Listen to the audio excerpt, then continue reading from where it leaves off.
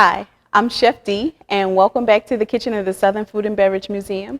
Today we will be making a recipe by Chef Lena Richard. It's going to be potato puffs.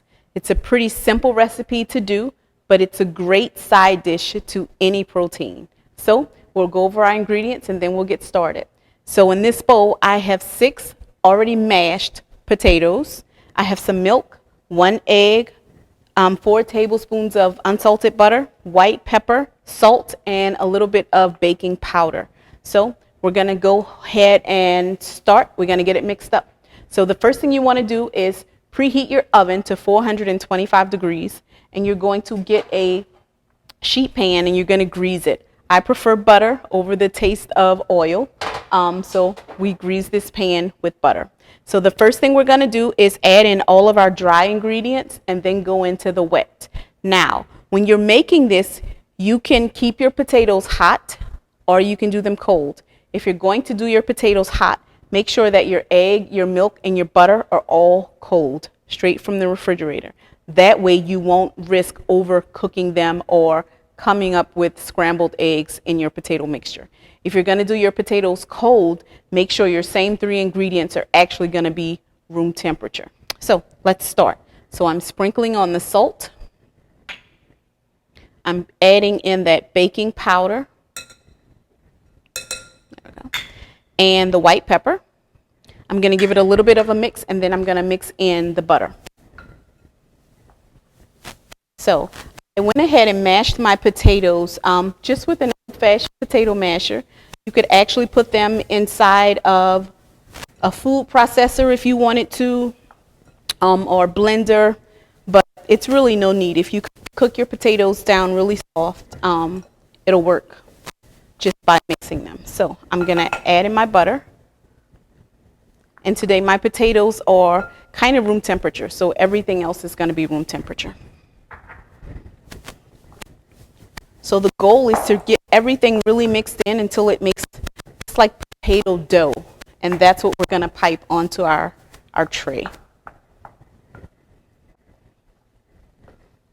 Now that I have all that butter mixed into our potatoes, I'm going to go ahead and add in this egg.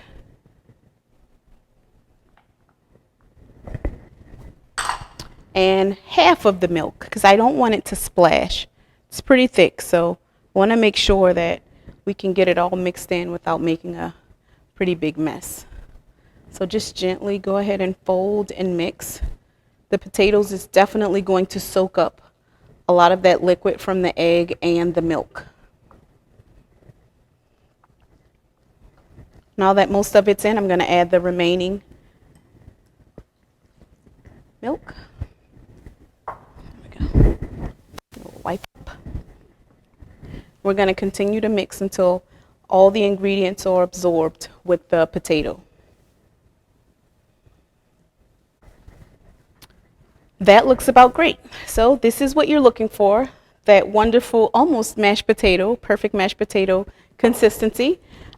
At this stage, you can either scoop your potato mixture onto your pan or you can use a piping bag. I'm going to use a piping bag. I think it's easier. It allows me to control the size of the potato puffs, and it makes them a little bit neater. So I'm just going to take a couple of heaping spoons and go right into our bag.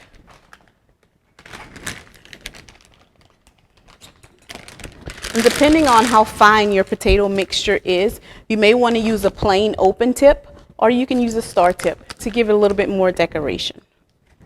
So all I'm going to do at this point is we're just going to make dollops of this potato.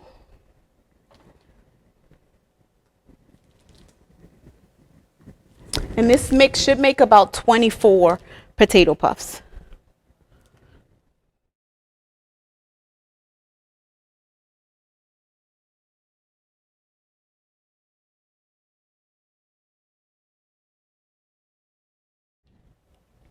Now that I have my pan filled, what we're going to do is put them in the oven. You're going to bake them at 425 degrees for about 15 minutes.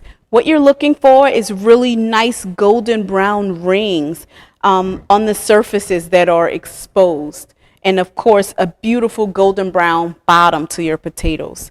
Let's get them in the oven and we'll see you in just a second.